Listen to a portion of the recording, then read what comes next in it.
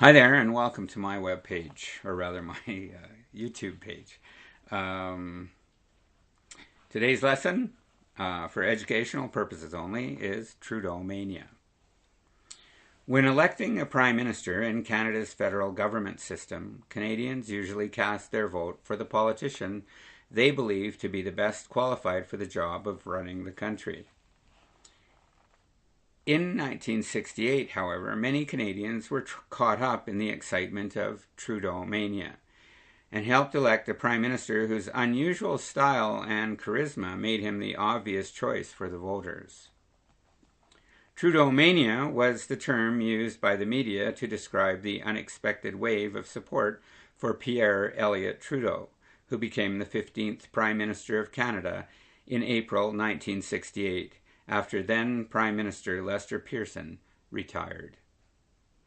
When Trudeau called an election shortly after entering the Prime Minister's office, he became the center of the most frenzied political campaign Canada has ever seen at the federal level. Jean-Philippe Pierre-Yves Elliott Trudeau was born into a wealthy Montreal family on October 18, 1919. Enrolled at different times at the Jesuit College Jean de Brebeuf, the University of Montreal, Harvard, and the London School of Economics, Trudeau proved to be a brilliant student. After spending a great deal of his youth traveling the world, Trudeau returned to Quebec and eventually became a law professor at the University of Montreal during the 1960s.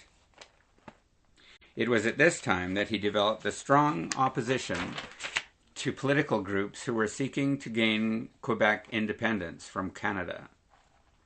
In 1965, Trudeau joined the Federal Liberal Party and was elected to Parliament, where he was named Minister of Justice.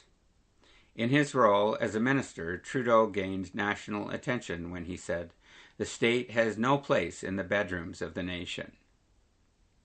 This comment was made in reference to new divorce laws and to changes in Canada's criminal code.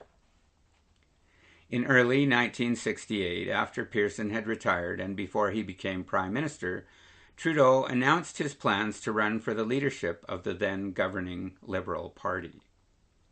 At the convention where the new leader would be chosen, the first signs of Trudeaumania surfaced when he was mobbed by Liberal delegates who wanted to reach out and touch him.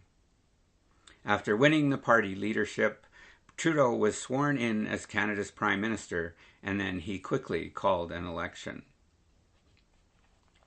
During the campaign, Trudeaumania began sweeping across the country. Both French and English voters were impressed with Trudeau's remarkable style, his intelligence, the romance of his world travels, and his athletic ability. He was often photographed doing jackknife dives into swimming pools or seen completing backflips on a trampoline.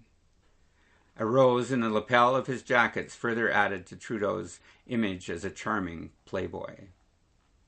Although much of the appeal was based on the flamboyance of his personality, many people began to admire Trudeau for having the courage to speak up for a united Canada that included both French and English.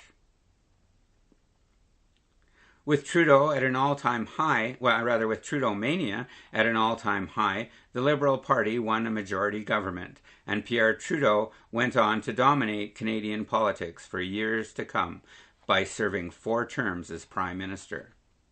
To this day, Trudeau remains a strong voice for Canadian unity and is respected throughout Canada and the world. Published in 1995. Thank you for listening, and thanks for joining my YouTube page. Have a great day.